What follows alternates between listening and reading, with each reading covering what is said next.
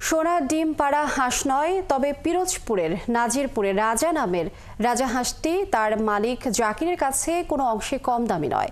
কারণ হাঁসটি তার কথা বোঝে, একসঙ্গেই ঘুরে বেড়ায় গ্রামে, এমনকি একসাথেই খাবারও খায়। তরিকুল ইসলামের তথ্য ছবিতে প্রতিবেদন। প্রিয় রাজহাঁসটি এখন সবচেয়ে ভালো বন্ধু জাকিরের। প্রতিদিন তাদের কথা হয়। শুনতে খানিকটা অবাক লাগলেও পিরোজপুরের নাজিরপুর উপজেলার পূর্ব জুগিয়া গ্রামের জাকিরের সঙ্গে তার পোষা হাঁসটির সম্পর্ক এমনই। 1 বছর আগে এলাকার একটি হাট থেকে রাজহাঁস কিনেছিলেন জাকির। শখ করে নাম দিয়েছিলেন রাজা। এরপর ধীরে ধীরে তাদের মাঝে সখ্যতা বাড়ে। জাকিরের পরিবারের সদস্যরা যা খায়, হাঁসটিও তাই খায়। প্রায় বছর হয়ে গেছে। এটা ঠিক ছোটকাল থেকে একভাবে আমি ওরে লালন পালন করে আছি এবং সবসময় রাখি এটাকে, এবং সবসময় মানুষের ভিতর রাখি। দোকানে যায় আমার সাথে, চা খায়। সকালে চা পান করার অভ্যেসও হাঁসটির খুব পছন্দের।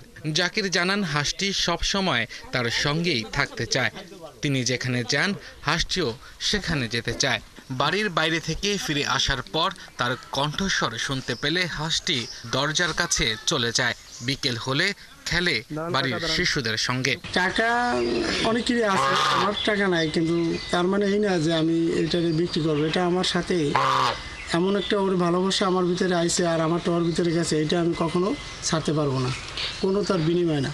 এমন ভালোবাসার সম্পর্ক দেখে অভিভূত এলাকার লোকজন। যে ছোট বাচ্চাদের যেমন মা লালন পালন করে, ঠিক সেভাবে লালন পালন করতে করতে হাঁসটাকে সে এতটা পোষ মানাইছে যে জাকির ভাই যেদিকেই যায় হাঁসটা তার সাথে সাথে যায়। হাঁসটা তার সাথে ইঙ্গিত দিয়ে যা বুঝায় সে বুঝে, কথা বলে, সব জায়গায় থাকে।